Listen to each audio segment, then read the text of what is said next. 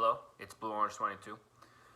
Today's video, I want to take us back a couple days to a story from Switzerland, and I think it's a very good example of sort of the double standards we have for noticing men's issues when we talk about equality, and kind of how people talk about equality and discrimination, but can completely miss or totally ignore examples of discrimination and inequality when it's men who are affected. So I put the link down below. This is about the women's strike, actually.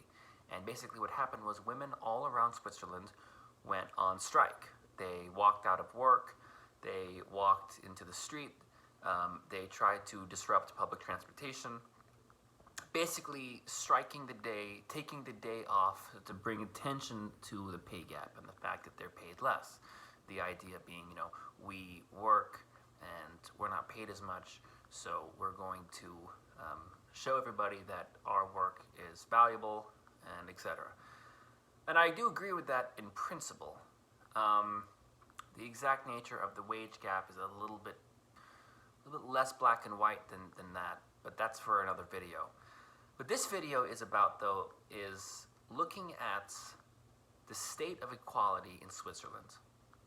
And these women were taking strike day to protest less pay. But did you know that in Switzerland, all male citizens are forced to join the military when they turn 18? Switzerland has something called conscription. It's when men are forced to join the military, whether they want to or not, for a set amount of time. Vast majority of countries that do conscription only conscript men, but there are countries that do conscript both. But in Switzerland, it's only men. So men are forced to do a few years of service, actually broken up over time, all the way until they're 30. They are still expected to be on call for conscription. Now, for men who don't pass the physical standard to be conscripted, they have to pay a 3% higher income tax until the age of 30. So those men are unable to do the physical work necessary to be conscripted in the military. They have to pay higher taxes until the age of 30. In addition to that, not only does Switzerland have conscription, but in Switzerland, the male pension age is actually a year higher.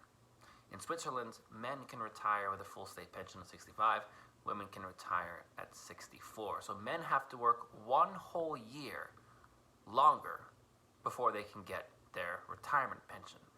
And when they're younger, they're essentially doing free labor for the government, because if they are being conscripted when they're in the national service, obviously they're not in school and they're not working.